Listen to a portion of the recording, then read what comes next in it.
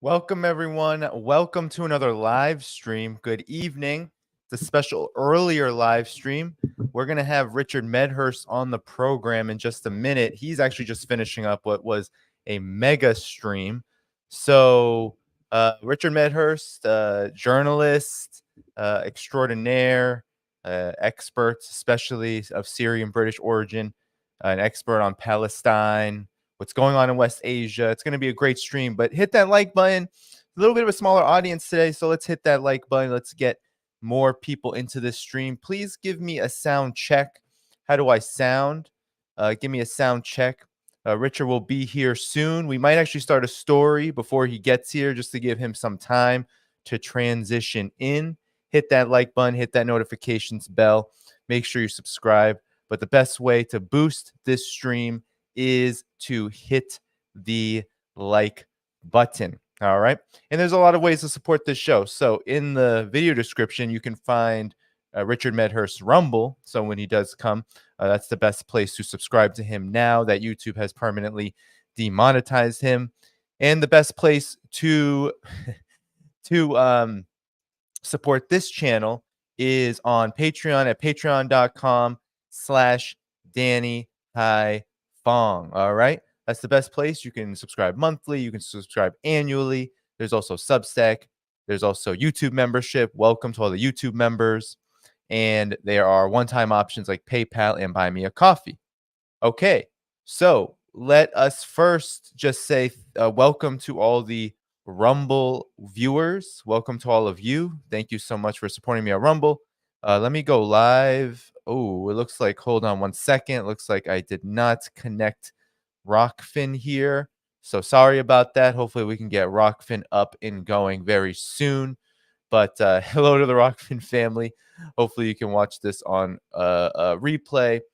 I should be able, this should come up very soon. So let me just get this going. It's been a long day, everyone. It's been a long day. But with all of that said, here we go. Let's just get started on a brief story. I wanted to cover this. It's been going around, okay, and it once again involves our friend Piers Morgan. Let's cover this. Keep hitting that like button. Keep hitting that subscribe button. Welcome all. Welcome to all the moderators. Hello to all the paid members here. And of course, welcome to all the lovely free viewers as well, all right? Because this is a show for everybody, all right? I do not put anything behind a paywall. I don't put streams behind a paywall, and I do clips later on. So I do all of that so everyone can view, as many people as possible can view what happens on this channel, and all of your support goes to support to the labor, to the technical costs, and everything in that arena. All right. So as we're waiting for Richard to come on, let's get started quickly with just a brief story, because I definitely want to cover this. Okay. Here we go. Sorry about this. I gotta adjust my mic. All right. My setup is a little off right now. Okay. Just give me a second. Give me a second. All right.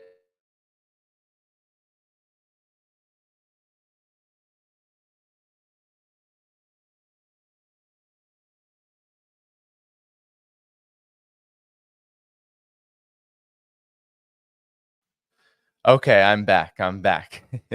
Let's see if I can get on Rockfin. Yes, here we go. Going live on Rockfin. There we go. All right. Let us get started.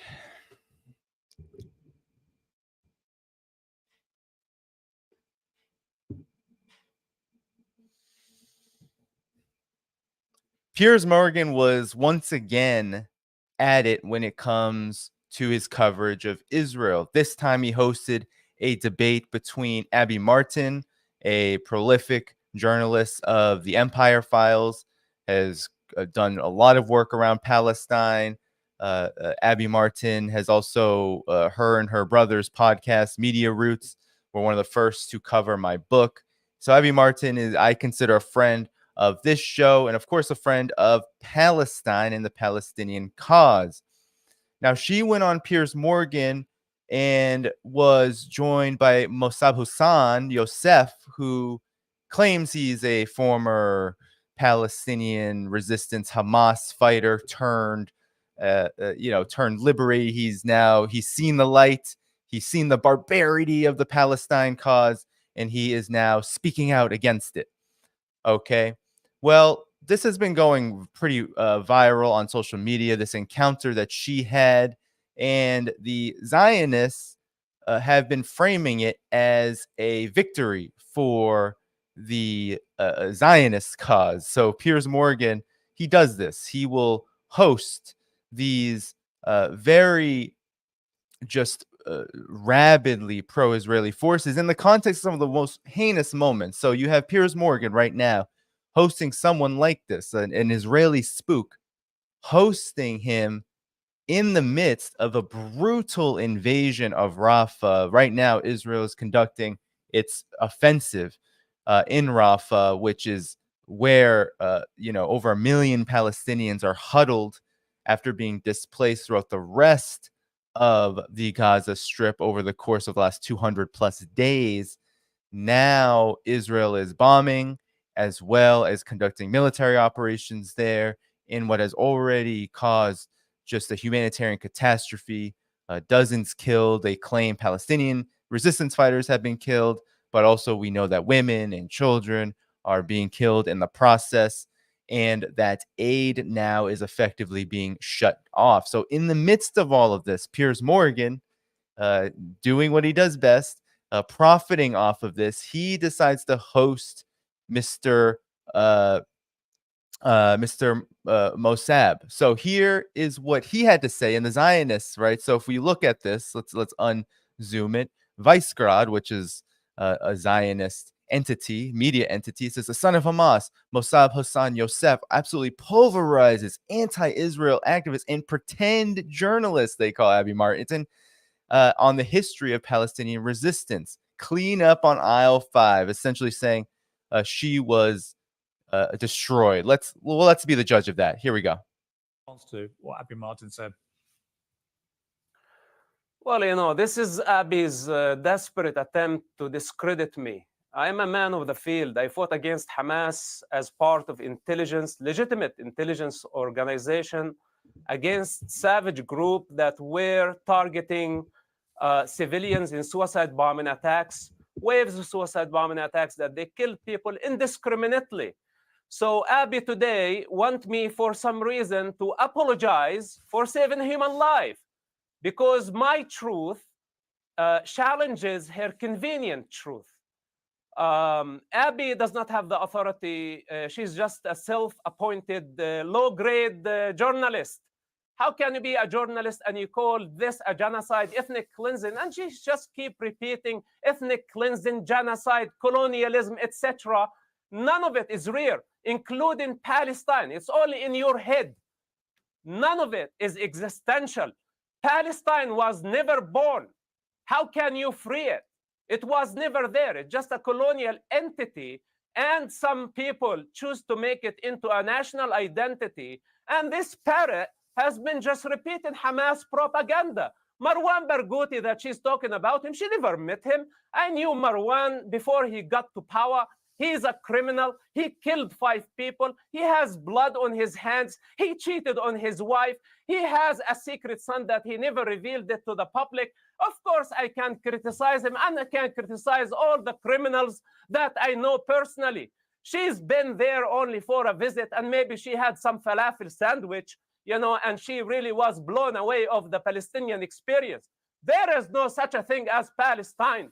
It's about time to retire, find a different job. You're not a journalist. You don't qualify even to be a mother.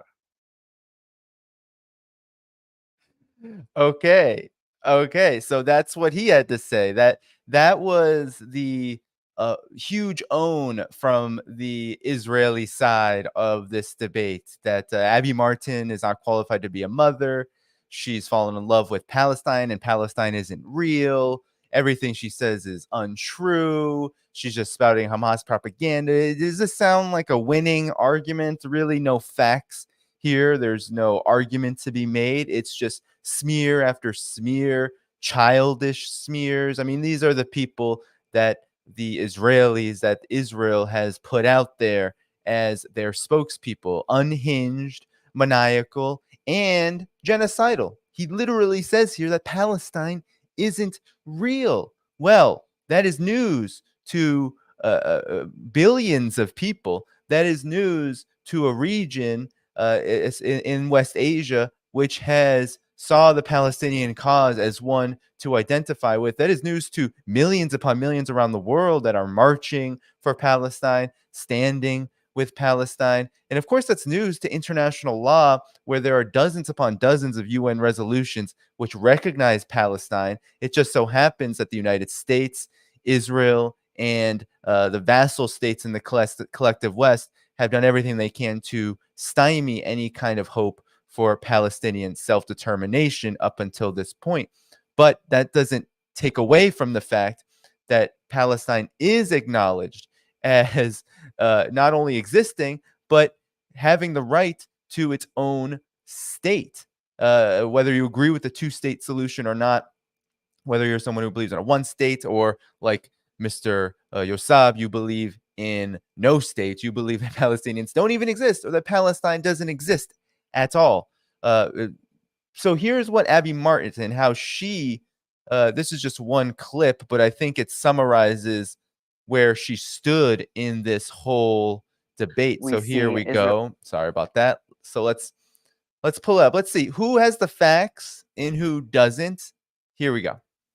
We see Israel has committed, in fact, some of the most heinous war crimes in modern history appears. And as we're seeing the invasion now of Rafah, cutting off the last vestige of escape for Palestinians, the last vestige of aid delivery, 1.3 million Palestinians, including 600,000 children, with nowhere left to go. This is what Palestinians were told was a safe corridor. That is why they all fled to Rafah. Rafah has been bombarded for the last several weeks, killing dozens of people every day. So I think at this point, 6 months into a genocide, to be deliberating whether or not Israel should continue with this onslaught, this military operation, that will result in mass slaughter to continue their ethnic cleansing of Gaza is frankly absurd, patently so considering what we've seen them do just in the last several weeks, Piers. Evidence of summary executions of doctors, evidence of mass graves, hundreds of bodies bound, dozens of men, women, and children bound, evidence, according to the UN, of Palestinians buried alive, using drones to lure out Palestinians with sounds of crying children so they could be shot and killed. I mean, this is unparalleled in modern history, actually. And the devastation that's occurred in the Gaza Strip, according to the UN, will take 80 years to rebuild without conditions. So at this point, Israel needs to be stopped before they continue this horrific onslaught, Piers. So there you have it. And now we have Richard Medhurst here so he can come in immediately and weigh in on this. Hello, Richard. How are you? Hi, man. I'm sorry I was a bit late. I literally finished like 1 minute ago and I hopped on. I mean, no worries. One thing, your mic may have, I don't know if it's set correctly. You sound like you're on the camera. Maybe. I don't know. I'm not a tech guy, but it sounds like it. I can come back in if that's all right. Give me a second. I'll okay. Back in. Yeah. Sure. All right. So Richard will come back in, but there you had it. I mean, you have this absolutely unhinged, maniacal Zionist spook, Israeli spook. Literally, this is who Piers Morgan is bringing on to represent the other side, right? The Israeli side. And this is what he does. He plays both sides and then uses people like Yosav, the most heinous Zionists, to defend that side. And all it's a big waste of time, because what Abby Martin stated there was just the facts of what is happening. Without, he claims that she's a Hamas propagandist, but these are just the facts. People are dying, women and children, tens of thousands dying, being killed because of what Israel is doing. So regardless of what your ideological position is on this conflict, the facts are the facts. But Mr. Yosef, Mr. I am now, right? Mossab Hassan Yosef. He's just talking about a reality that just doesn't exist. Palestine doesn't exist.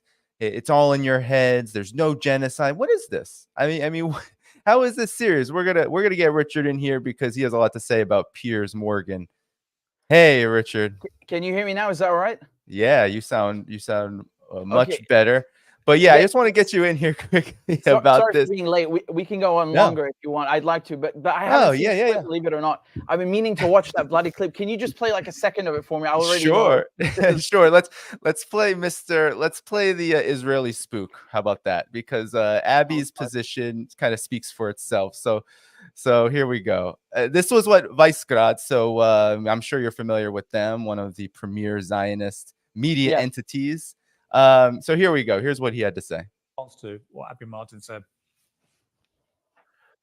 Well, this is Abby's desperate attempt to discredit me. I'm a man of the field. I fought against Hamas as part of legitimate intelligence organization, against savage group that were targeting civilians in suicide bombing attacks, waves of suicide bombing attacks that they killed people indiscriminately. So Abby today want me for some reason to apologize for saving human life, because my truth challenges her convenient truth. Abby does not have the authority. She's just a self-appointed low-grade journalist. How can you be a journalist and you call this a genocide, ethnic cleansing? And she just keep repeating ethnic cleansing, genocide, colonialism, etc. None of it is real, including Palestine. It's only in your head. None of it is existential. Palestine was never born. How can you free it? It was never there. It's just a colonial entity, and some people choose to make it into a national identity. And this parrot has been just repeating Hamas propaganda. Marwan Barghouti that she's talking about him, she never met him. I knew Marwan before he got to power. He's a criminal. He killed 5 people. He has blood on his hands. He cheated on his wife. He has a secret son that he never revealed it to the public. Of course, I can criticize him, and I can criticize all the criminals that I know personally. She's been there only for a visit, and maybe she had some falafel sandwich, you know, and she really was blown away of the Palestinian experience. There is no such a thing as Palestine. It's about time to retire, find a different job. You're not a journalist. You don't qualify even to be a mother. Okay, so Richard, so this gentleman is Shin Bet. He has lived in the United States, I believe, for the last 20 plus years. He claims to be very connected to Hamas. So your reaction to this, especially given, I know we spoke a little bit over voice chat about Piers Morgan, so we can kind of lump this into kind of the role he plays as well, given also your relationship to London and in the media there. So I'll just kick it to you. Yeah, I mean, you know,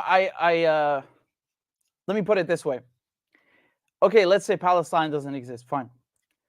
What are these people from Europe doing there, killing people and stealing their houses?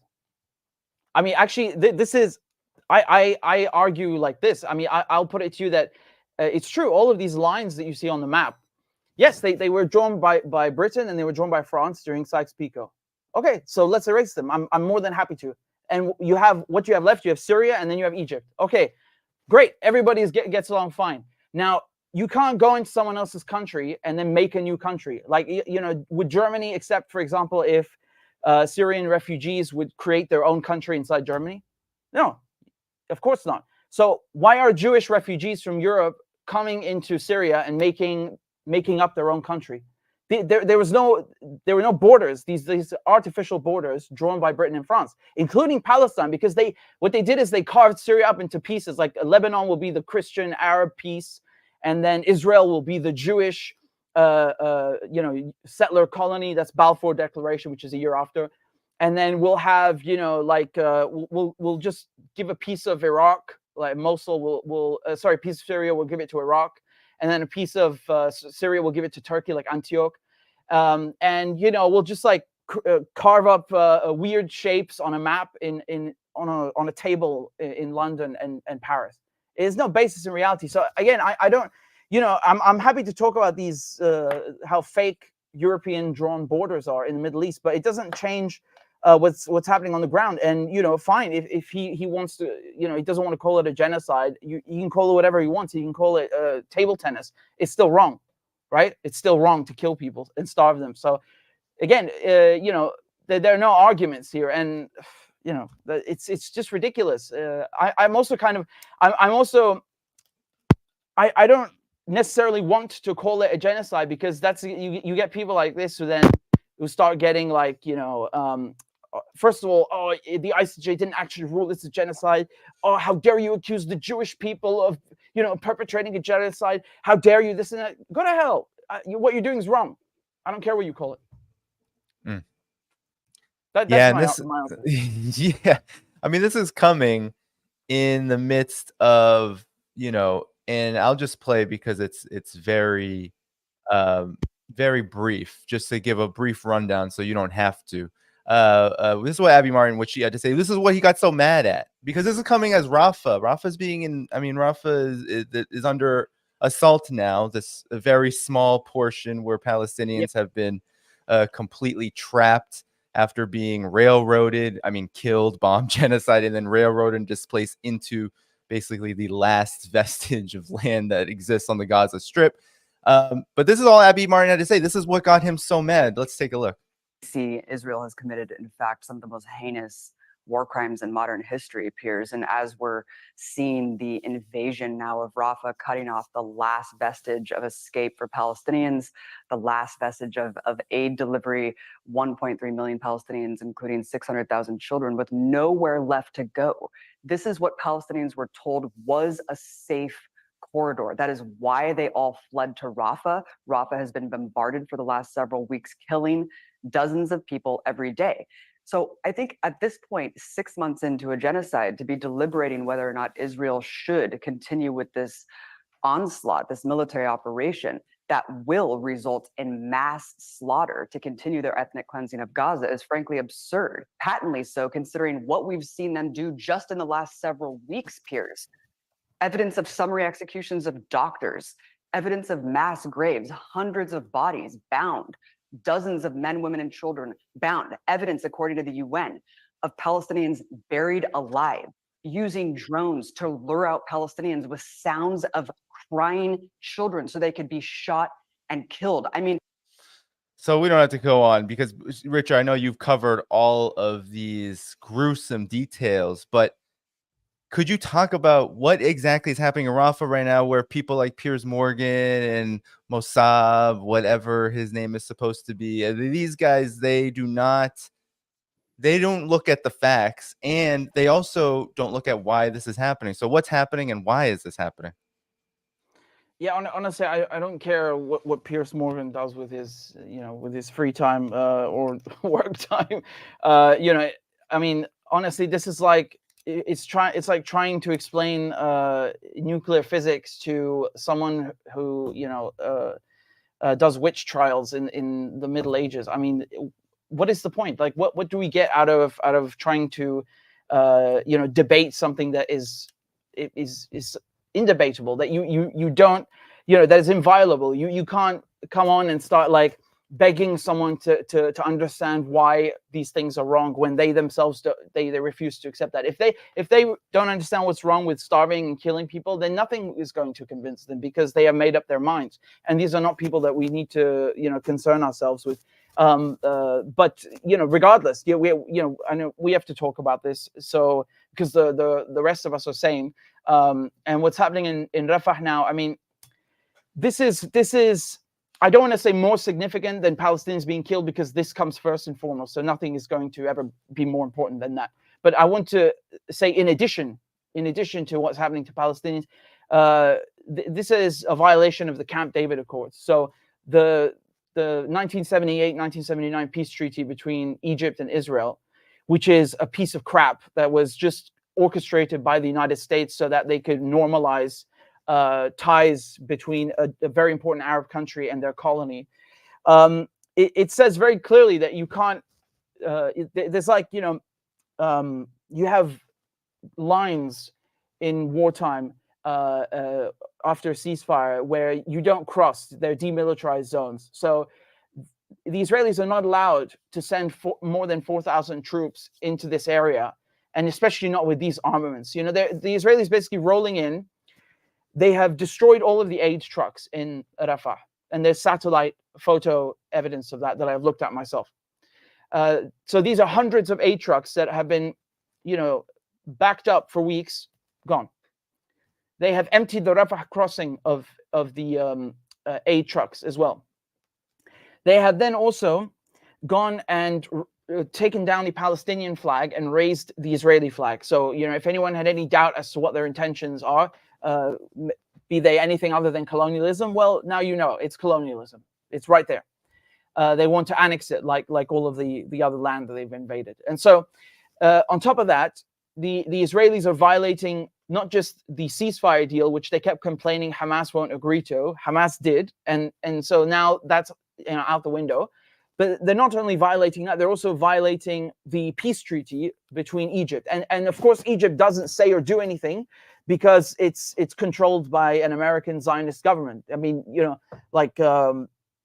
Nasser will be rolling in his grave right now, seeing this. Really, like he'd be doing 360s if he could see this, the state of things. So, this is, it's very upsetting because I want the Arab countries to do more. They should be doing more, but they're not able to do more. I mean, it's very difficult to protest in Arab countries without getting severely punished. And ironically, by who? By the United States, because they control the police and the intelligence agencies in these countries. And they make sure, you remember that racist State Department guy who was going up to some vendor and saying, I'm going to get my friends. Stuart Seldowitz, yes. That's not a joke. It's not a joke. Like, I mean, first of all, it's not a joke because he's actually sick like that. But second of all, they actually do control these agencies. So you have no hope, and that's a very, very problematic thing. So the Palestinians are being killed. Their sovereignty is not being respected. The Egyptians, their sovereignty is also not being respected. They have no say in the matter. The Americans control them with food, and the Ethiopia, which has a large Jewish population, and therefore the Israelis control it through that, which is they've done to Arab countries as well, is they infiltrate the Jewish community and abuse and use it. And so the Ethiopians control Egypt through the flow of water with the dams they have built, which also upsets Sudan. So food and water, aid, you know, they've got the Egyptians by the balls, and they can't do anything, and they won't do anything. And so this is a very, very clear indication that when the United States and Israel come to you and talk about diplomacy, there is no diplomacy with these people. They only understand force. They only understand the use of force. And I actually hate to say that. I really don't. I really wish they weren't like that. I don't like this. But my conclusion, you know, as a journalist, as an analyst, is that they don't understand or care for diplomacy. They only appreciate force. And this is a very bad thing, because then you lead the world into a violent place. No one wants to use force. Palestinians don't want to have their families killed and then go and join the resistance and live. It's a hard life. You know, it's a very hard life, but they understand that it's necessary to liberate Palestine. But, you know, the Americans, they don't care to enforce, to pull back their pit bull Israel in any regard. And all these people that were whining, saying, where is Hamas? Why won't they accept the ceasefire deal? Okay, they did. So why won't you rein in the Israelis now? Why won't you force them to accept it? The document has Egypt, Qatar, the UN, and the US as guarantors of the agreement. Why is no one reining in the Israelis and making them sign it? Because the Israelis don't care. They never cared about this. They don't care about diplomacy. They are violent. This is all I can say.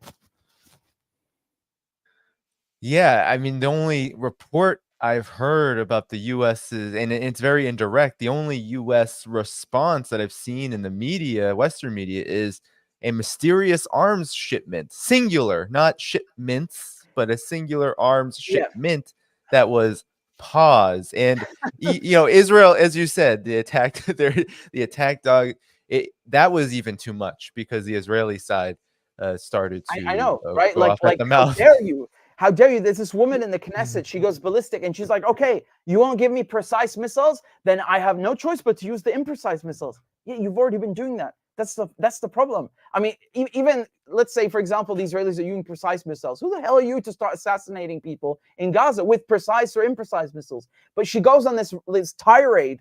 She gets on stage in the Knesset and she goes on a tirade, and it's like the most bloodthirsty, you know, like Pan Am colonial image. It's so funny. But I just want to add one thing, because I mean, how could I forget? There's another twist to the whole Rafah story. The Israelis have not only hijacked the border crossing between Egypt and Palestine. Again, I just want you to understand what that means. This is like Mexico going to the north of the United States and then taking control of the border between the US and Canada. Okay? And not only that, but the Israelis are going to give the control of the border crossing to an American security company, which has experience guarding oil fields and other juicy things in Africa and the Middle East. Oh, I wonder who could that be? Blackwater. Yeah, that's that is exact. That it's just, you know, and of course, when I heard a private contractor was going to be controlling this part of the Rafah invasion, this critical part of the, I thought about the pier, right? We heard about the Gaza pier that the United States is going to build, which is also privately outsourced. So I won't, could you elaborate? And what's the connection here? Because all of these developments are connected. Can I elaborate? Okay, do you have 2 hours? No, but seriously, like this is my specialty, man, because this thing is like, we have to understand something. Gaza has gas, okay? It has a lot of gas in the sea, on the seabed.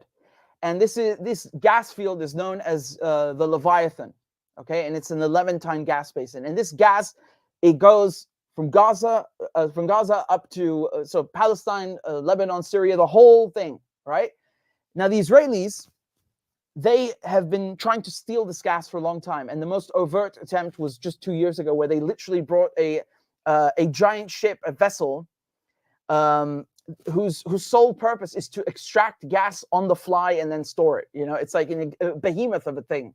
And then Hezbollah said, we're going to fire rockets at this thing, or missiles, if you don't back off. And then the Americans sent Hochstein to mediate, and then they hashed out a deal because the argument is about the maritime borders, and there's gas involved, right? So remember, I've done a documentary miniseries about this. Okay, it's called The Hidden Reasons Behind the War on Gaza, if people want to find it, and I really recommend they go watch this because it explains all of this in detail. So there's the gas, and there's also the canal. Now, the Israelis have been wanting to build this canal for a long time with the Americans. It's from the 1960s after, so Suez Crisis is in 56. And then in 1963, there's this classified document where they hash out an idea to build their own canal connecting the Red Sea to the Mediterranean Sea, and basically undermine Egypt. So that's what they're going. And of course, the canal goes right through Gaza, and the gas that's on Gaza seabed, it's like 3-in-1. We get to erase one part of Palestine, we get to take gas, and then we get to dig a canal and undermine Egypt. And so on top of that, the gas is important. Why? Because they cut off Iran with I've covered the Iran nuclear deal in Vienna. The Iranians are still under sanctions. They can't sell their oil and gas to the Europeans. And Russia was sanctioned with the Ukraine war. So where is Europe going to get its gas from? Oh, Ursula von der Leyen, that bitch. She goes to Egypt and she announces a deal with the Israelis. The Israelis, where are they going to get the gas? They don't have any gas. Oh, that's right. They're going to steal it from Lebanon, as they tried, and they're going to take it from Gaza. So now they can deliver on that deal they signed. So it's all connected. And this pier is ridiculous. I mean, why are you building a pier to deliver aid to people you are killing? What kind of efficient genocide is this? Like you want to feed the people you're starving? What is that? Even for pretense purposes, you wouldn't do that. You would drop aid on people from planes, which they did, and they've killed people, by the way. You have 12 Palestinians who drowned just trying to fetch that aid. So that's how you would pretend to feed people you're starving them. But you don't go through all the trouble of building a giant pier with a jetty and then assembling it, in the sea. This is a cover. It's a front. I mean, again, there is no sense whatsoever to what they're doing, except when you connect the economic dots. And I'll just add something. The BBC reported that the UK, the British Army, are probably going to be the ones delivering the aid, because the Americans, they don't want to, they step on the beach, because if they stepped on the beach, then that would mean that there's a military presence in Gaza, like as if the bombs that are being dropped, they come from Japan, and the special forces there are from Tanzania or something. The Americans are already involved in this war. Who buys this stupid excuse? But they're then claiming that they have a solution now, which is to get British troops to do it. And the British troops are also not going to step exactly on Gaza and come back to the colony, but they're going to call them wet boots. Like they're going to be, diving and swimming like fairies in the sea and delivering food to the people they are massacring. Now, if you buy any of this stuff, I got news for you. Literally, this is a fantasy. No one is delivering food. And as a matter of fact, one of the ships that was supposed to deliver food, guess what? That was World Central Kitchen. And when the Americans murdered, the Israelis and Americans murdered that convoy, that ship turned back. There's no food coming. So this thing takes 2 months to build. It's not done yet. Anyway, this pier. The ship turned back because they massacred the staff. And, it's obvious that this is what they're doing. They're establishing a military foothold. They're only interested in stealing these natural resources. And again, I really urge people to go watch that documentary I made. It's called The Hidden Reasons Behind the War in Gaza. Please share it far and wide, because when people understand what's going on, why this is happening, it's not about racism only.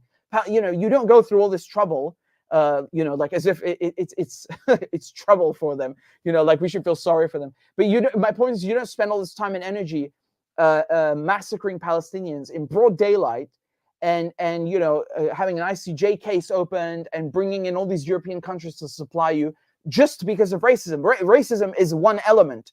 This is we're talking about settler colonialism here. This project goes back over almost 150 years, Zionism.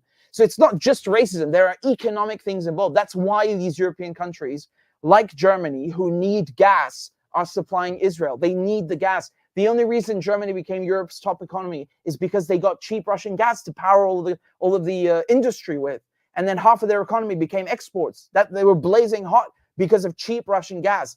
That's gone. So they need a replacement, and Gaza is the obvious answer. Yeah, and that's a great point about the economic reasons, and usually they're very connected. Races, they hate people. You know, Oh. this idea that hatred is just it just comes out of the blue. Usually, there's very deep economic reasons why Yeah, Palestinians need to be dehumanized, or anyone else need to be dehumanized in order to facilitate everything that you're talking about, Richard. I mean, I think it's so critical that this element is brought in here because well, why else, right? It just looks like brutality for brutality's sake, and that is too simplistic. I just It's wanna as if there's no underscore your point. interest. I just want to underscore your point, if I may. Sorry to cut in, but Sure, I no. just want to underscore what you're saying. You know, when we went and invaded Africa and built the largest empire in history, we didn't just do it because we hate people, because we're racist.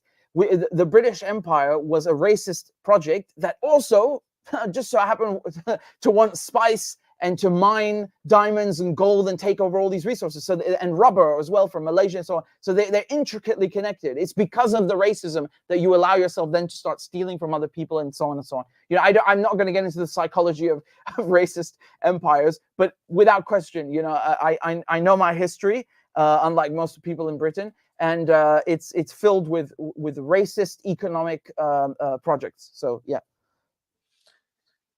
Richard, I wanted to get your take on, because one of the things that I really enjoy about your work is that not only do you cover the developments as they're happening, you also put it into a perspective that in these times that are so bleak, especially for Palestinians, you put forward a perspective that is optimistic, given not because it's not a religion that you are spreading. You are talking about the facts about what Israel is kind of undertaking here, how the Palestinian resistance has fought back, as well as the axis of resistance. So perhaps we can transition here in the context of, yes, Hamas signed this ceasefire deal to prevent what seemingly seemed like to prevent, or at least delay. I don't think anyone in the Palestinian resistance is has any kind of qualms about or reservations about what Israel wants to do or whether they're going to do it or not. I think it was quite clear that Rafah, they kept saying that this was going to happen, but it seemed like they wanted to try to delay it a bit because, well, Palestinian resistance cares about Palestinians. Now, you've been covering the whole gambit of resistance to Israel, and given that we're in day 270, like I don't even know what day we're in, but we're 6+ months into 6+ months into this thing. Yeah. And Israel seemingly, regardless, and we shouldn't discount the, as you said, the heinous atrocities and numbers of Palestinians killed, but that doesn't necessarily equal victory. So could you talk about Israel's overall situation militarily and what it is facing, both in terms of Palestinian resistance and the axis of resistance? Well, you know, very, very simply, when someone invades you and occupies you, you resist. I mean, this is not complicated. I know they like to vilify Iran a lot, but a parallel that I'll draw for you that I was thinking of the other day is, for example, during World War II, because today is, after all, Victory Europe Day, so we should celebrate triumph over Nazism and celebrate when people resist the modern day equivalent of Nazism. So, you know, during World War II, you didn't have MI6 and CIA. You had Office of Strategic Services in the US, and then SOE in Britain, which was Special Operations Executive. And what they did, they had something called F Section, which was in France with the French resistance. And then they would have different like offices and projects for every European country to help them resist the Nazi occupation. And that's what Iran is doing today. It's nothing different. There's no, we should also underscore that there's even less of any sort of, you know, like colonial or future prospect. Iran is not interested in this. They're not interested in like having troops in these countries or manipulating their economies. So, you know, that was maybe true of some British officials after the war, like Marshall Plan we saw was just about getting American companies in Europe. But just to draw an analogy, Iran is helping the resistance get trained, get equipped, the same way that Britain helped, you know, drop supplies and stand guns and help the French resistance fight Nazism, and that's celebrated, right? Like people romanticize the French resistance, and they should, because it's a good thing, right?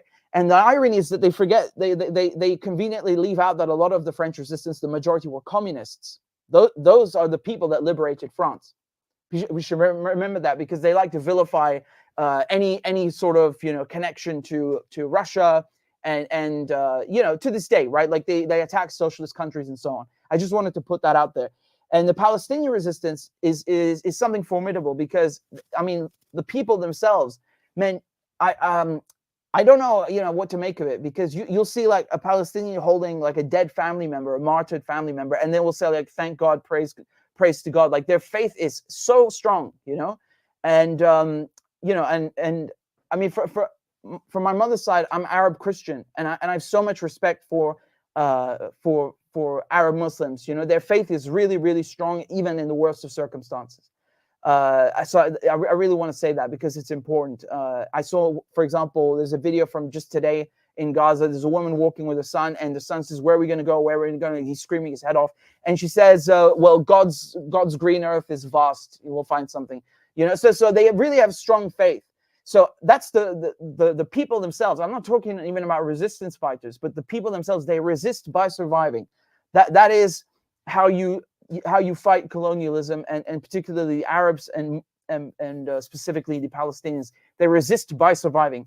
Now, when it comes to the armed resistance, again, very, very clear. Armed struggle is enshrined. It's enshrined in international law.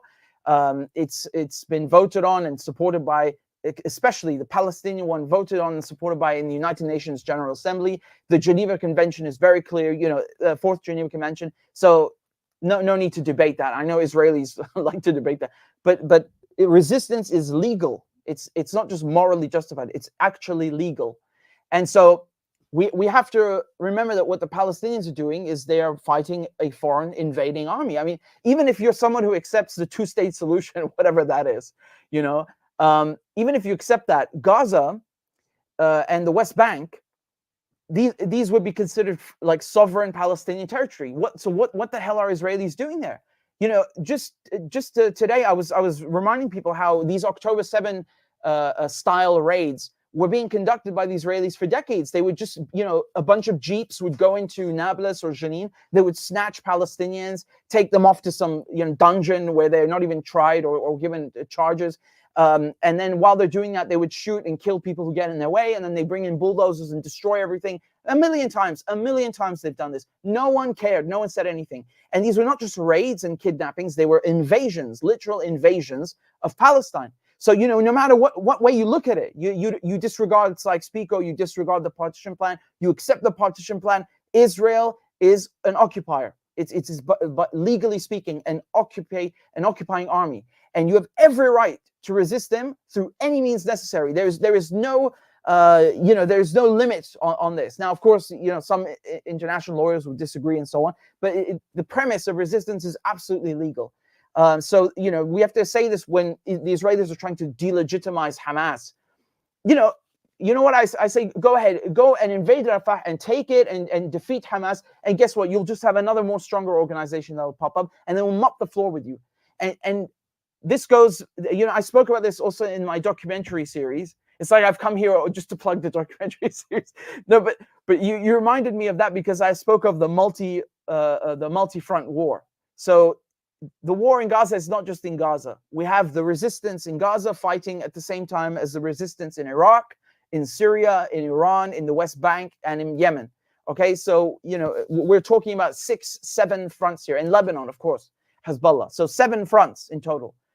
And when Iran hit back after the embassy strike, that was a formidable display of power. I mean, the Israelis have never in history had to contend with people firing cruise missiles at them from Yemen, or firing drones that hit their port in the Red Sea from Iraq.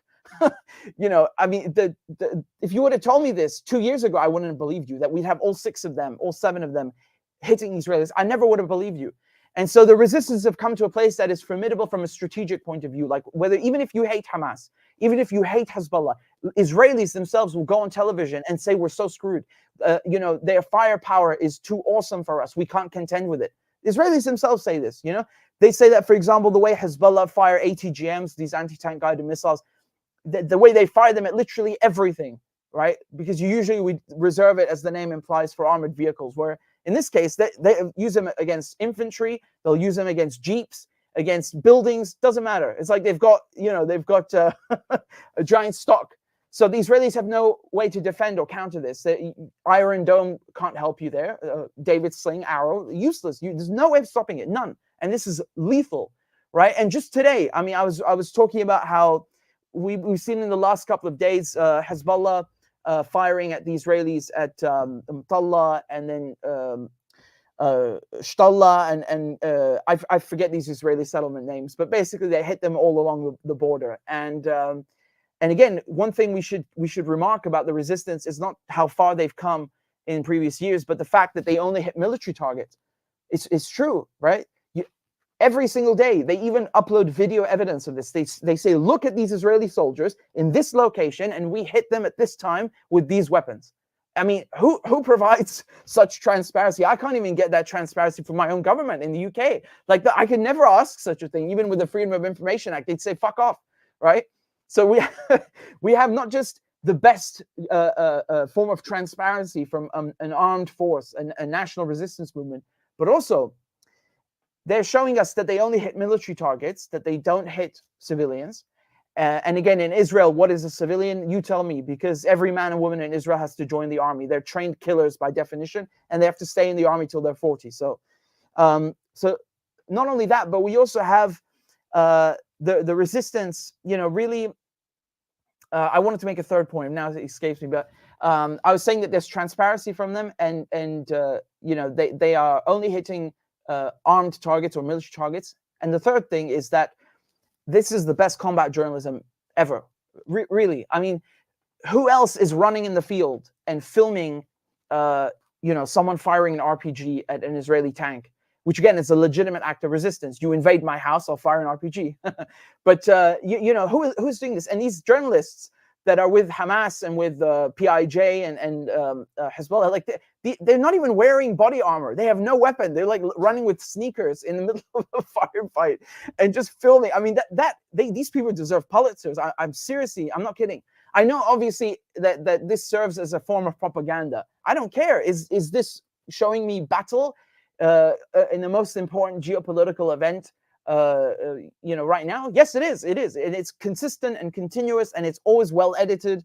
And I mean, what more can you ask for? And you're getting it from PIJ. People only think there's only Hamas in Gaza. It's not true. You have tons of different groups. So you got PIJ, the PFLP are also fighting there, and then you've got the resistance in Iraq filming this, the resistance in Yemen. And so we have to give a lot of props to them for not just their code of honor, because we talk about, for example, Geneva Convention today, right? Like how you should treat civilians, you don't harm civilians, and when you have prisoners of war, you treat them humanely. Again, the Arabs came up with these things over 1,000 years ago, 1,000 years before there was any Hague Convention or Geneva Convention. So that needs to be pointed out.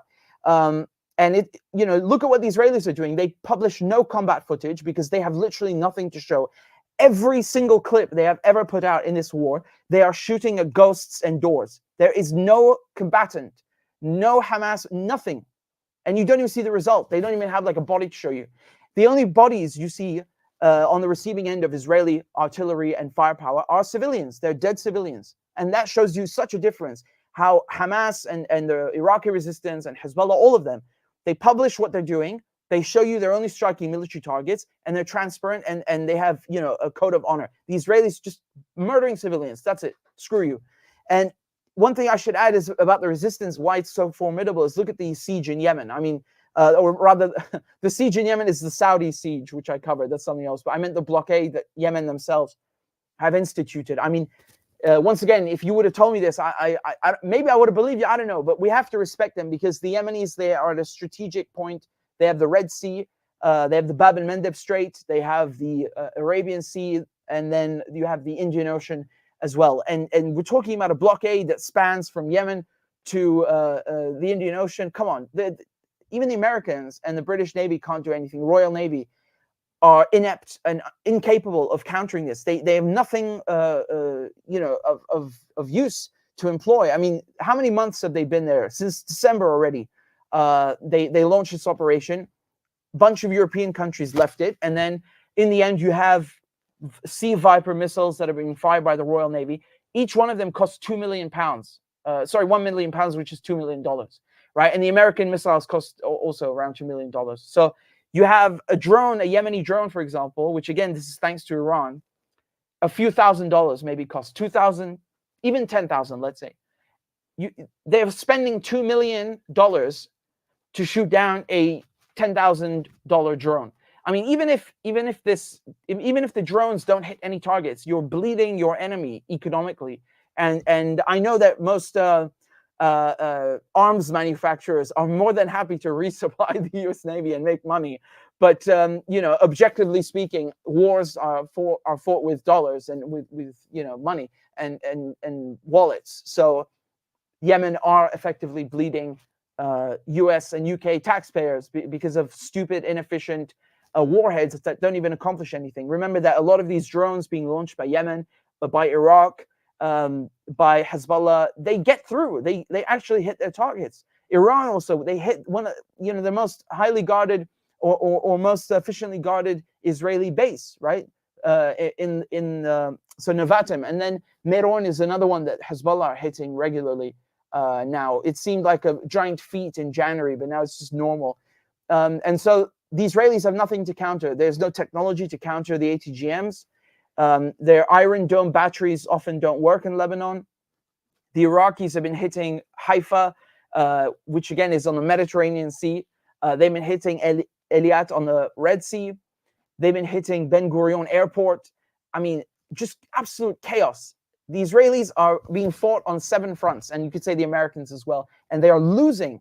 And again, I say this always: you have 2 battlefields in Gaza or in the Gaza war. You have one where Israel massacres civilians, and then you have another where Israel has to fight real men. And let's just say it doesn't fare well. Yeah, that's been the most astounding part of this, to me at least, on the political front, is the fact that as you have so many Palestinians, and I think they're really the Palestinians are sacrificing their lives for just a heroic cause. I think that's why a so-called October 7th happened. I think that it's part of this long thread of resistance. And then you have, as Israel is committing this heinous genocide, dropping bombs,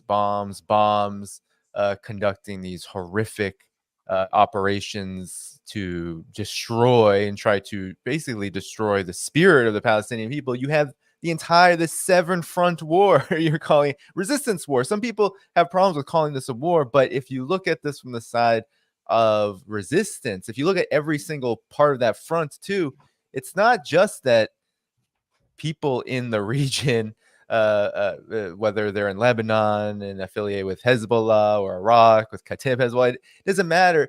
Of course, they have solidarity with what's happening to Palestinians. They see themselves as many of them. There are probably many Palestinians in these organizations. Let me explain something. For me, I don't just. How can I explain this? Like for me, Palestine.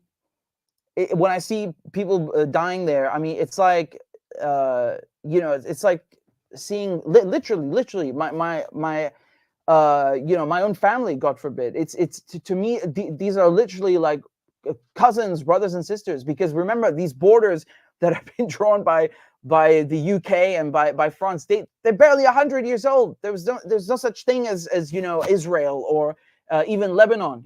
They just wanted to divide Syria on sectarian lines, throw the Christians over there, throw the Alawites over here, bring the Jews over here. It's just pure sectarianism, and that's how they thrive. It's divide and conquer, and Britain did the same thing in India with Pakistan and Kashmir, and to this day you have a conflict, just like you have to this day a conflict in Palestine. It's because of imperialism. It's because of the UK. So for me, of course, people in Lebanon are going to feel solidarity with Palestinians, just like people in Syria.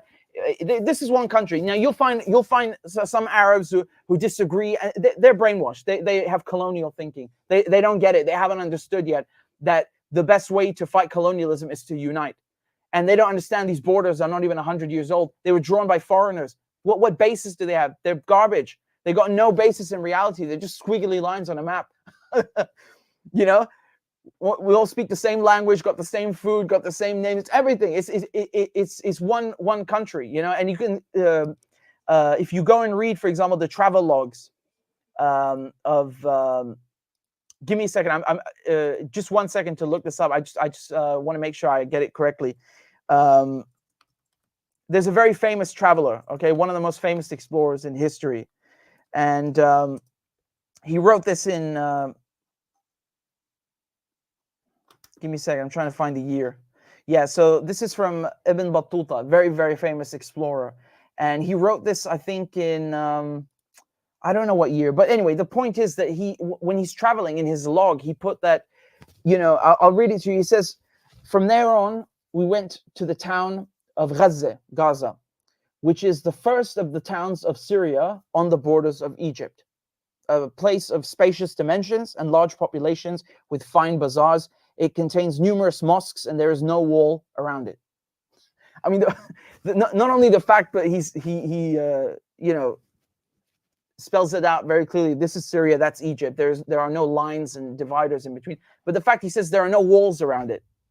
There are mosques in it. Israel have destroyed every single university in Gaza, and they have destroyed over 1,000 mosques in Gaza since October 7th. I mean, go destroy 1,000 synagogues and see how they will scream at you that you're an anti-Semite. I mean, you probably would be if you did that, but you get my point. Like, it's okay for them to do that to Palestinians. And one more thing that has to be said here, and I want to add to this that this is one region.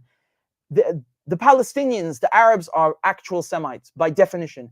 Don't come here and tell me someone called Netanyahu from Poland is more Semitic than a Palestinian. What are you smoking? Like, if you want to say this is like, even if you believe in Zionism and you're psychotic enough to think that you should, you know, divide the Middle East up into ethno-states, and you say this is the land of the Jews, just logically, who do you think is more closely related to Moses and Abraham? A Palestinian, who, even a Muslim or a Christian Palestinian, who you don't know if their ancestors are Jewish or not. It doesn't matter. I'm talking about relation, right?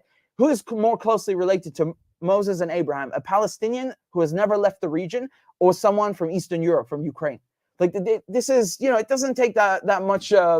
It's not rocket science. And the fact that Israelis want to come and claim that they are the Semites, that this land belongs to them. They even steal the food. Like, you'll have Israelis selling falafel and hummus and saying it's Israeli cuisine. No, the hell it's not. I don't know, you know, where you get off like trying to steal the food, but I guess if you steal land, there's no limits, is there? Yeah, and earlier I was going to say, I think this is a great point that you brought up about the lines being drawn in the region, how there's so much commonalities, both in interest, culture, history, national identity. But once those lines were drawn by Sykes-Picot and, you know, the various imperialists, colonialists, then Israel, basically since its formation, but especially since the last 60 or so years, has literally been attacking. If we look at the front, not just the multi-front war, it's not just solidarity of Palestinians, it's also an existential war for the liberation of everyone there, because it's Lebanon has been at war with Israel, faced Israeli invasion several times.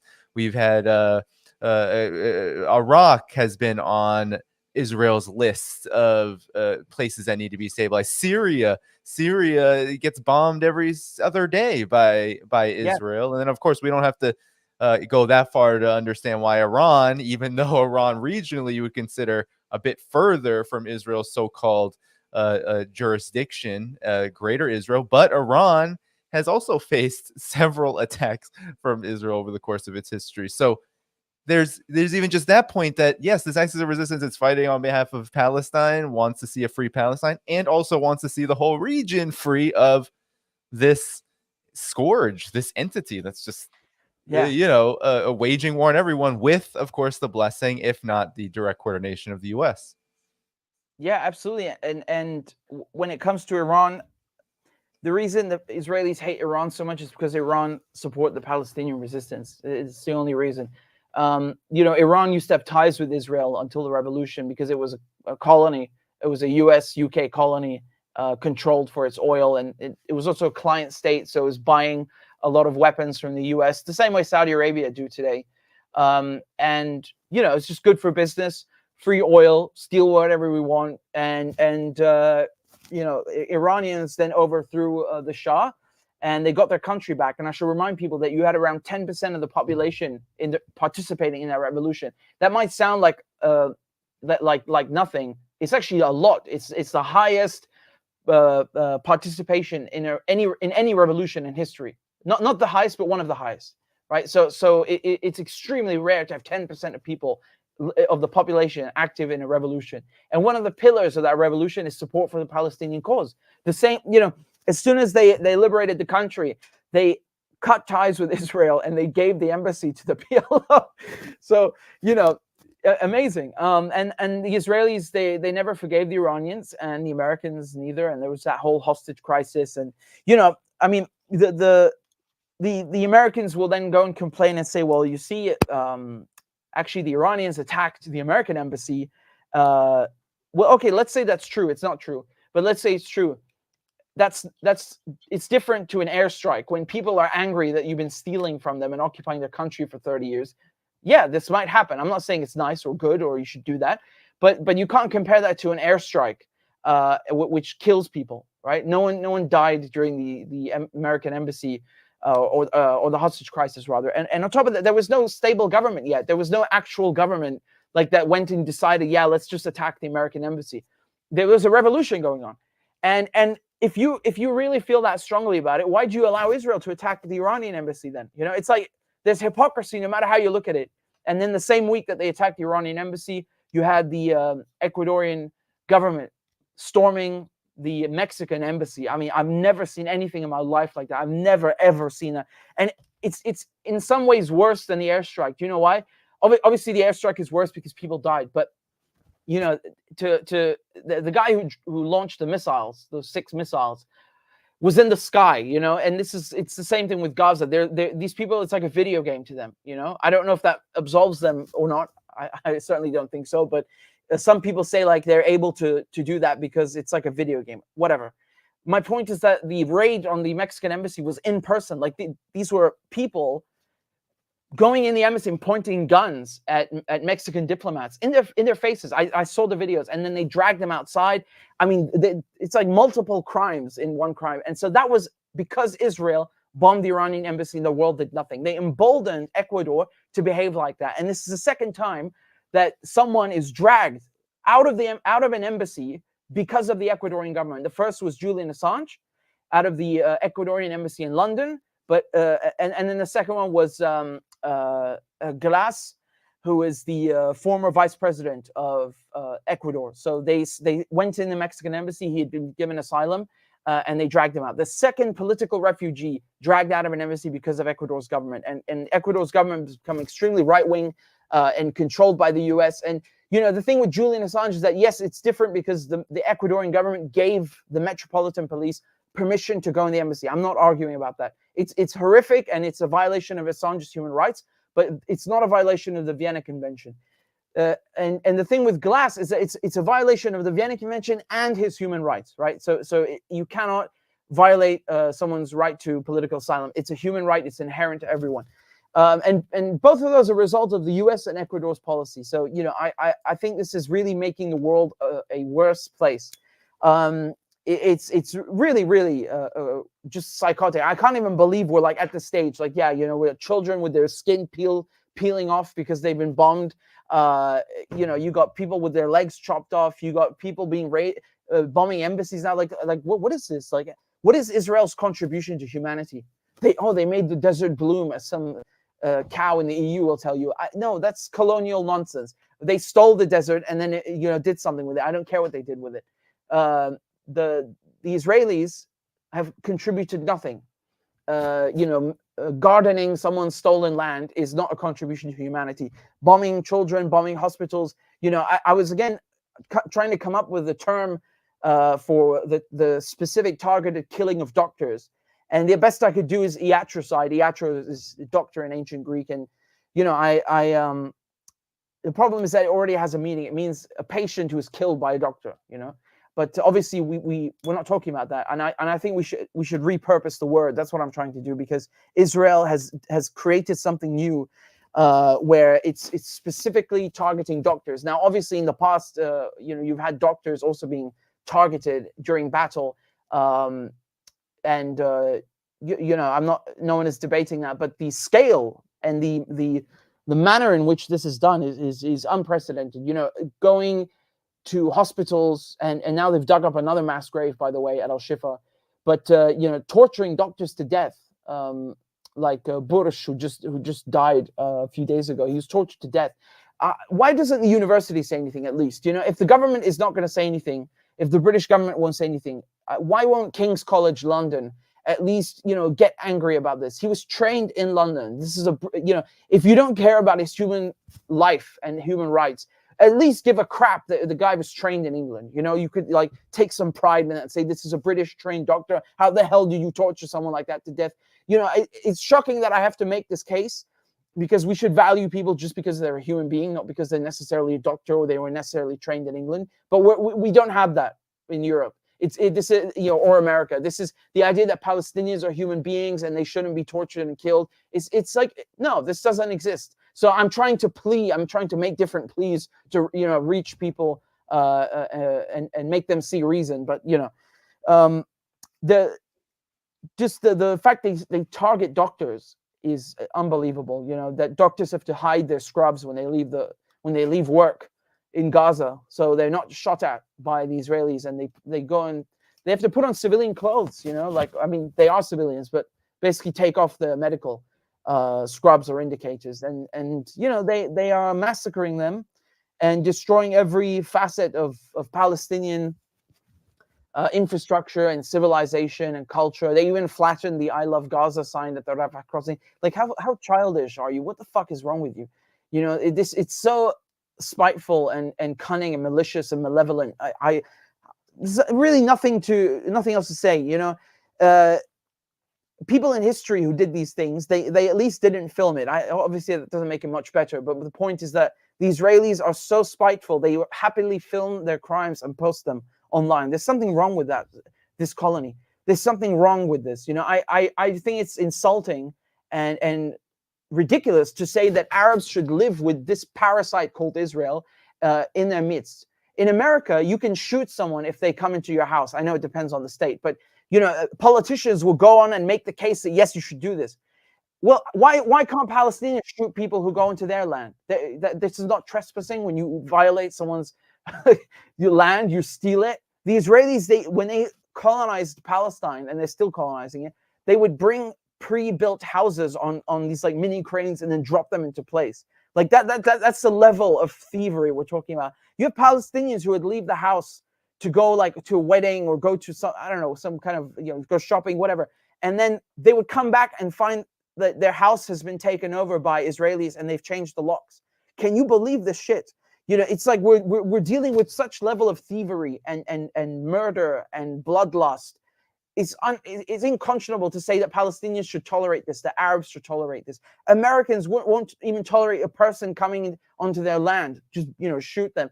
But Arabs are supposed to tolerate Americans coming onto their land and stealing it and plundering the resources and giving it to a bunch of Eastern Europeans.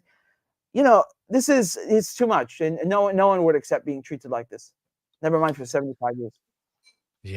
Yeah.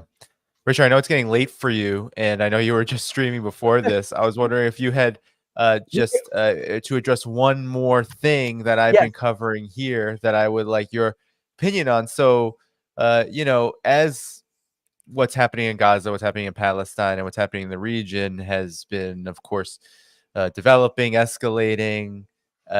There's also been, of course, the conflict in Ukraine is going Russia's way.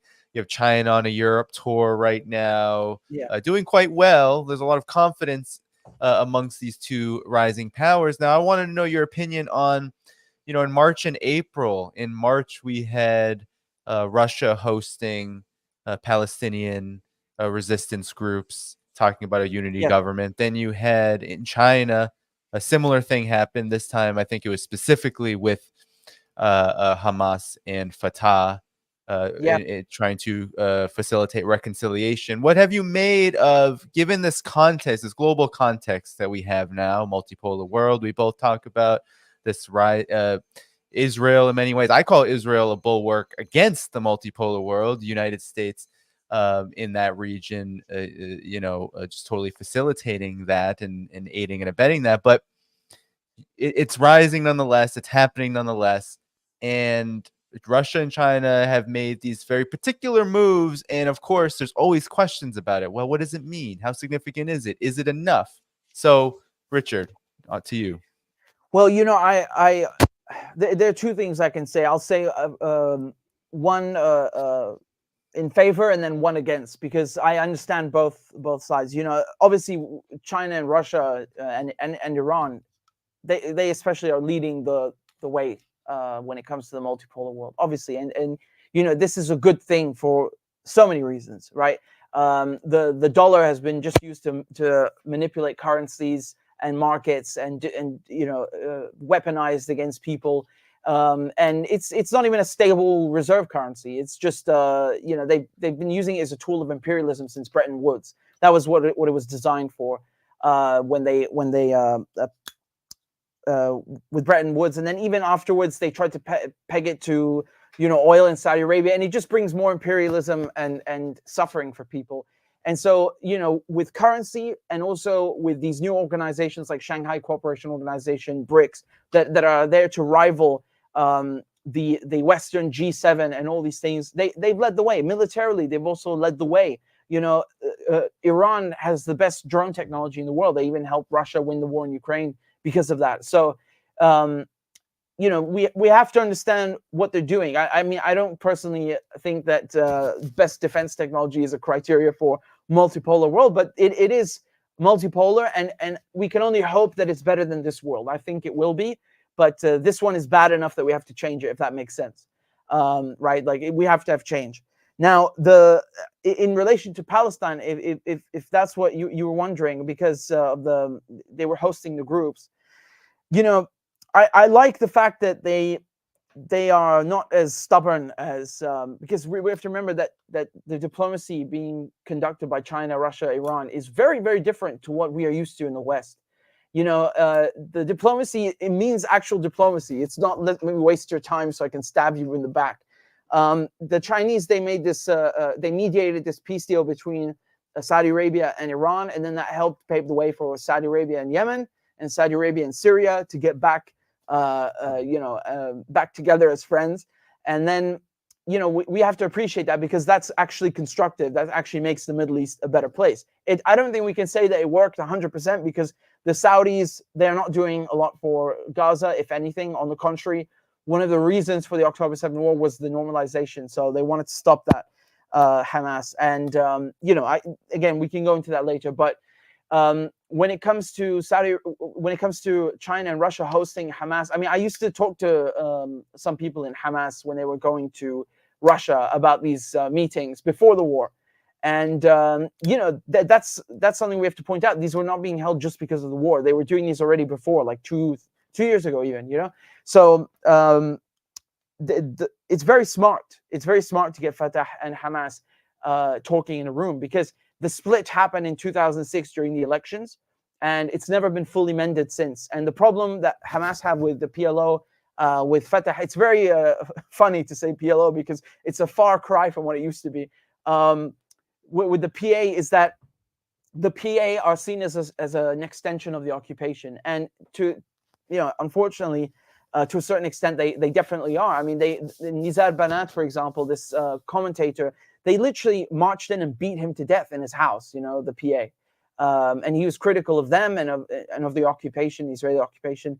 So, yeah, Nizar Banat, they murdered him. And then also Marwan Barghouti, for example, they want him freed from prison right now during the negotiations. And the PA stepped in to get Israel to remove him from the list, from the short list, because Hamas put together lists of people that they want freed from the jails. They look at who's been in there for how long, why are they in there? Of course, most of them have no charges or trial.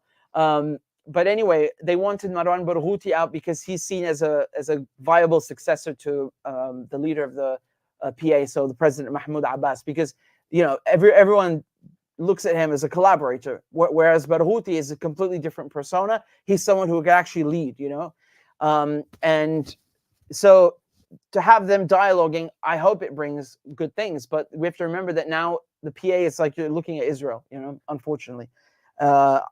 This doesn't apply to every single person in there, obviously, but we have to ask ourselves, where is Mahmoud Abbas during this genocide? Where are his thousands of security forces? Why aren't they helping? The genocide is not just in Gaza. They're also killing hundreds of people in the West Bank. The raids have continued. They've arrested 9,000 people since October 7th. They've almost doubled the number of hostages that they have. I refuse to call them prisoners. They're hostages. I refuse. So, it's good to have them dialoguing. Now to offer, a criticism.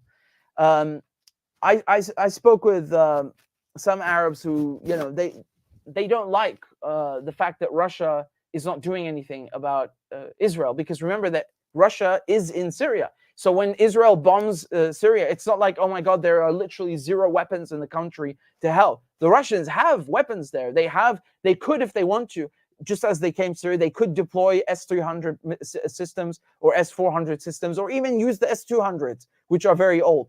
It's not about the age here. The point is the technology exists, but they're unwilling. And now the response that I offered to them, because I asked a Syrian official once, like, why is nothing being done? And the response was that the Russians are already helping to deal with the other threats in Syria, namely Al Qaeda and ISIS.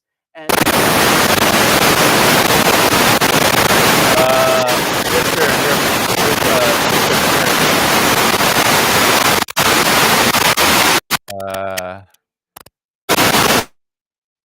yeah, okay, so it is coming from your side. I don't know what's happening.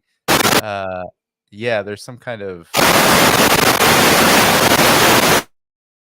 okay, I don't know if you have to reload. Maybe you need to reload. I don't know what that is. Yeah, okay, here we go.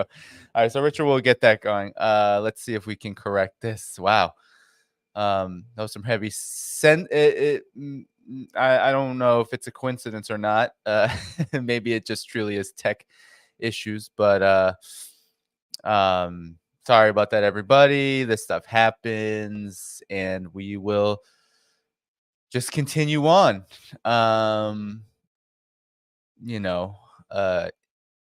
I think these are all very good points Richard was making. I'm actually really interested in what Richard will say, and what Syrian officials have told him, because Russia is helping Syria. There's a delicate diplomatic game that Russia plays, like it or not, that is happening every single day. I've heard the Russian perspective on this, kind of the Russian-centric position on this. Lots of Russians who live in Israel, citizens. There's complications with that. I always say you can't trust Israelis either. So the Israeli regime, you can't trust it. Can you hear me now? Is that all right? Yeah, there you go, Richard. You are back. That's a conspiracy. The Mossad are jamming my mic. As you were about to give some inclination into this, but anyway, continue about Syria, Russia. I was just saying, like, they don't want to open up another front, and I mean, again, this satisfies some people, because from a strategic point of view, it can make sense. You don't want to fight two fronts, because if you start firing at Israeli planes, then the Americans will get involved, and then you have a shitstorm and so on. Yeah, okay, let them get involved. So what? They're already involved. They're in the damn country. Who created Al Qaeda and ISIS? So me personally, I understand this to a certain extent, but I don't accept it. I think that Syria should demand more, especially if Syria is giving the Russians a base on the Mediterranean Sea. Well, let them pay for it then. I mean, it's actually not new. It's an old base. It's been there since the early 70s, but they did renew it.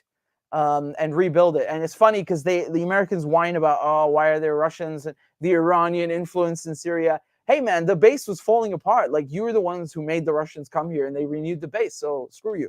But, again, that's one criticism that we can make of Russia. I think it's a legitimate criticism.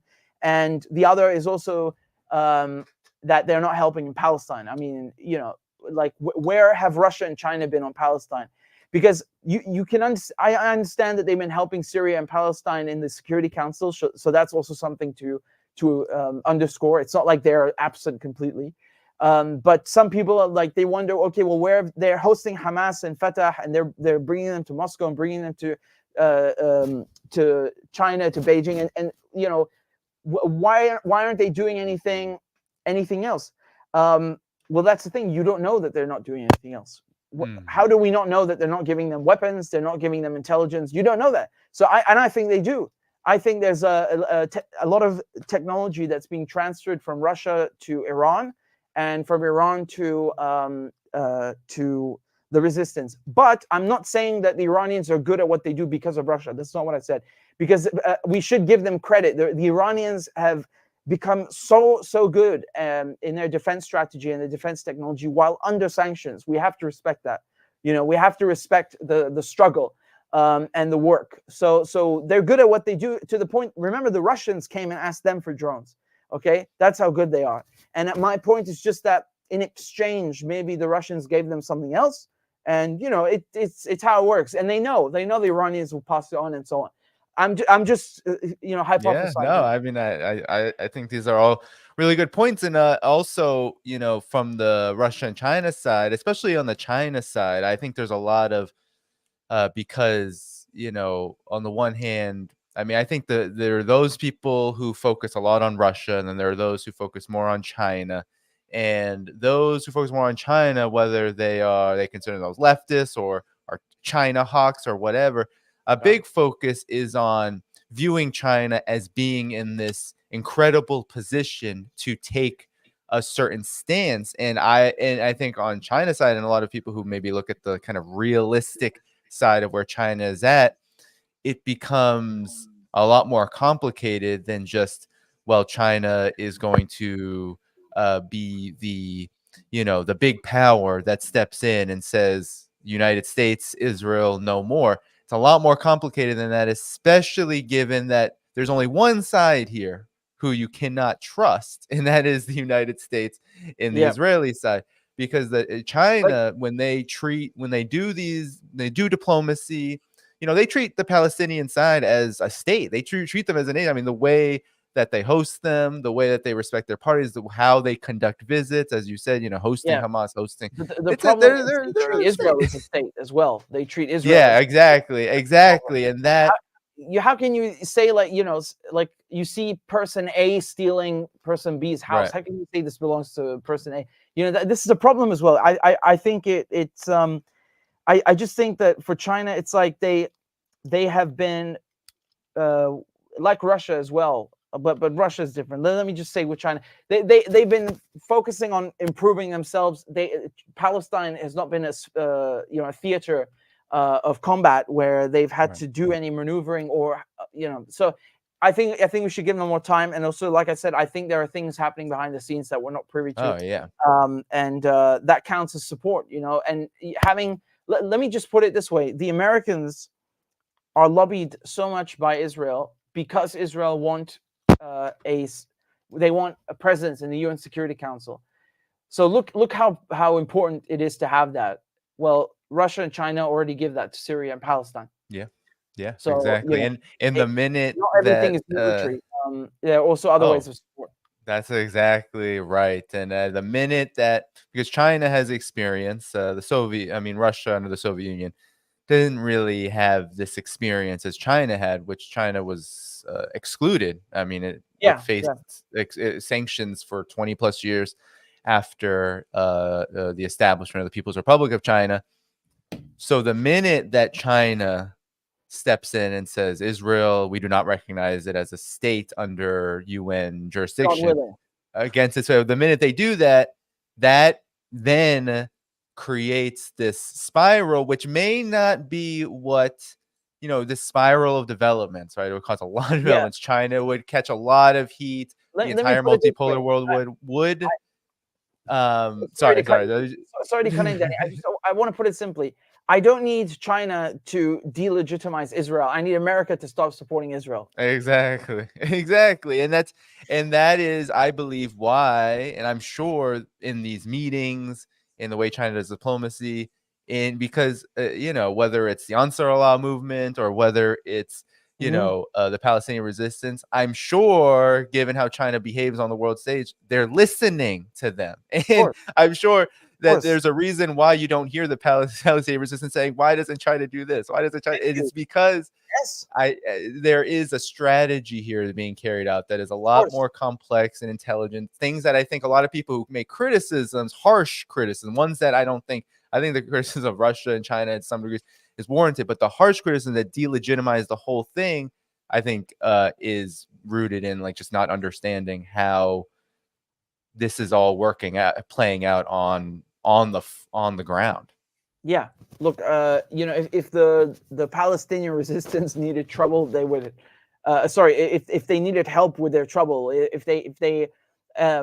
if they needed anything else, they would simply ask. They would make statements and issue it. And again, when it comes to Syria, I mean, I understand, honestly, I understand both sides. I really understand both sides, people who are criticizing China and Russia and those who aren't. I really get it, because your instinct when you see this stuff happening is, somebody please help. This is the reflex, because you're seeing an injustice. It is so great. Right. And then you get mad at the people who are just standing and looking, right? But here's the thing: those who are standing and looking, those who looked on and did nothing first, were the Europeans and the Americans. And actually, not only that, they helped to do this. They participated. So be mad at them. Focus your ire on them. They are the ones we should be mad at, not the Chinese and the Russians. The Russians are trying to help us get away from all this crap. They're helping build tomorrow. And like I said, I'm sure they are aiding us in different ways. But again, I understand both sides. I really do get it, because it's frustrating to watch, your people being killed and bombed. It's really upsetting. But yeah, I think we should be mad at the people doing the bombing. Yes. Yeah, it always seems to go on to what is Russia doing? What is China doing? When in retrospect, the only force that can stop the United States, that can stop Israel, is the United States. That is why it's been so heartening. And the resistance, exactly. And that's part of this idea of self-determination on the one side for the Palestinian resistance, and on the other, the fact that there's a responsibility for many of those making these criticisms, we have to be honest, are in the collective West. The responsibility of the people in the collective West, whether they're in the United States or Brussels or whatever, is to stop the United States and to stop Israel, because that is where the problem resides. And people should listen more to what Arabs are saying, because there's like a tendency to always ask what white Europeans and white Americans are thinking. But they're not affected by what's happening in Palestine. Even those who mean well, it's not them who are suffering or have a connection to this land, so they're not going to be able to tell you what it actually feels like, or what it's like to be subjected to that. But at the same time, we should be happy for everyone who's yelling, and screaming about this and raising attention. We have to be, because that's the whole point. It's gone on for so long where no one said anything, I think that there's absolutely no reason to make enemies of Russia and China. They're not colonizers. They're not people who behave like thieves. This is so one thing that always makes me laugh is like the white Europeans have made a stereotype where like other races are thieves, like black people and Arabs are thieves, but the biggest thieves are white Europeans. What is bigger thievery than colonialism? Than going to someone else's country, stealing their food, stealing their resources, killing them, subjecting. How is there bigger thievery than that? And so I always laugh at this stereotype. It makes absolutely no sense whatsoever, right? Colonialism is theft. What Israel is doing is theft. I don't care what religion Israelis are. Why do they keep flashing this around? I don't want to see this. I don't care. You don't interact with people based on their religion. You interact. Politics is about mutual interest. Israelis had many chances to behave as they claim they want to be. We're all living side by side with the Palestinians. Well, why don't you accept the Oslo Accords? I'm against the Oslo Accords. Syria is against the Oslo Accords. Arafat went basically behind their back. after they had supplied and aided the Palestinian resistance for forever, and signed this crappy deal. But let's say, okay, you accept that. Where's the respect for the borders? Where's the respect for what the agreement says? You had people who were, because we're talking about October 7 and this war. This war was about rescuing hostages. You have people who died in prison as recently as last month who were supposed to be freed under the 1993 Oslo Accords. Walid Daqqa, 40 years he spent in prison. 40 years. He was supposed to be released like in 93. So, you know, he should have spent the last 30 years as a free man. Instead, he died in prison because of Israel violating this agreement and subjecting Palestinians to medical, you know, intentional medical negligence. Basically, you have cancer, too bad, die. You're going on hunger strike, okay, we'll take you to the hospital when you're on the verge of death. You know, it's really, really horrific. And the Red Cross, they got to look at the Israeli hostages. When's the last time the Red Cross were allowed to go to an Israeli dungeon where they man, you have Palestinians who go into those dungeons, they come out, they can't even like function as a human being anymore. They are destroyed. You know, they're sexually abused, raped, malnourished. It's horrific what the Israelis are doing. They have dungeons in the desert that no one even knows of their existence. You have thousands of Palestinians in these conditions, and then people wonder why did October 7 happen? Because of that, because of these hostages. That's why it happened. It's no one's saying it's nice, but the world looked on and did nothing when Palestinians were being taken hostage. Yeah, thousands upon thousands. I mean, even just since so-called October 7th, I mean, thousands upon thousands just detained, picked up, you know, no charge, no trial, just this is a war. It's, of course, it's war of occupation, and so it's a war on a whole entire people. That's why people are calling it genocide, because it is a war on an entire people. Yeah. Richard, I've kept you a long time. You have been working for about 6 hours now. So I'm going to let you go. I have your Rumble in the video description, but please do plug anything else that you want before you head out. Well, again, I strongly urge people to go watch the mini documentary series. It's called The Hidden Reasons Behind the War on Gaza, and you can find it on my YouTube channel. It's youtube.com/Richard Medhurst or rumble.com/Richard Medhurst. And if you want to support my work, patreon.com/Richard Medhurst. Great. Well, we'll have to be in touch. I'll put that link in the video description too. And we'll have to be in touch, Richard. Yes. Have a good rest of your morning, I think it is. Who knows?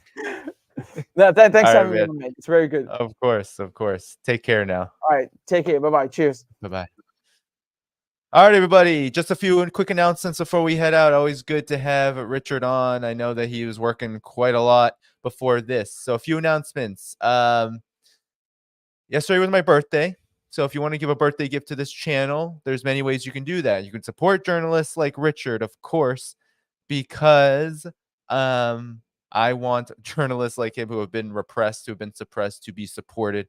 So do that. You can go to his Rumble. You can find all of his links and whatnot there. I'm going to put that documentary.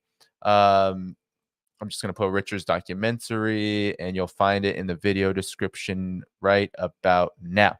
Okay, so that's in the video description now. Of course, you know, if you want to give to this channel, you can. Patreon.com/Dhaiphong. You can become an annual member. Substack, you can become an annual member or monthly for both. YouTube membership is also great. Become a member on YouTube. That's a great way to support this channel. And then, of course, there's the one-time options: buy me a coffee, PayPal. Just go to the video description, find all those things.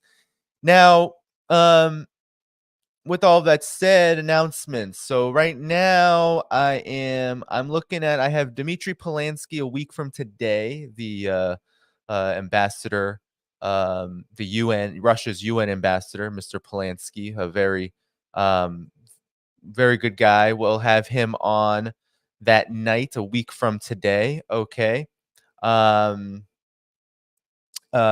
Yes. So he is the permanent representative of at the UN for Russia. Very outspoken, well-spoken. He was integral into my talk at the United Nations He was calling the meeting for the talk where I was able to give my speech. So we're gonna have Dmitry Polanski on the 15th. And then I'm working on some others, but I'm not going to announce them just yet because I have not gotten exact confirmation. So stay tuned. For me, you might see me back on here in a couple days on Friday, but I will let you know. Okay. And then of course we'll just keep on going from here. Yeah, so that's about all the announcements that I have before you get out of here. It was a little bit of a there's an algorithmic thing going on here too. I don't know what's going on in the world of YouTube, but given that algorithms can be very tricky and can get quite repressive, please do always consider becoming a paid member of some kind, whether it's Patreon, Substack, YouTube, whatever it is. That helps support this show in the long term, especially given that, as Richard can attest, and as so many journalists and people who use YouTube can attest, nothing is promised. So, of course, subscribe on Rockfin and Rumble. Find me on those platforms, Danny Dhaiphong. Okay. Be sure you're subscribed on Rumble. It's very important. Rumble.com. And then search Danny Dhaiphong. Thank you to the Rumble community who was here today. We had over 200 people. And of course, thank you to Rockfin. We had about 23 people. Quick shout outs to the super chats. We have a new member, Doug Hanna. Thank you so much. We have Sam K. I'm waiting for him. Okay. Sylvia in the car drives you. We have Lakiva with a very generous amount. Global Prosperity says win-win philosophy will triumph zero-sum mentality. Thank you. We have the Iranian Putin. I thought Mossad dropped in and started blasting. That must have been when Richard was having some audio issues. Okay. Alice Yingshan said, will peace win out over war in the end? I believe so, but we have a long struggle ahead of us. ZZYZX is also a member, sent a super sticker. Thank you so much. And then another super chat. The law doesn't apply to God's children. Thank you so much for your membership and your super chat. All right, everybody. That is about all I can do. Okay. Catch you later. Catch you probably in a couple days. I'll let you know. I will let you know. Okay. When I am back, likely in a couple days. See you then. Take care. Good night and bye-bye.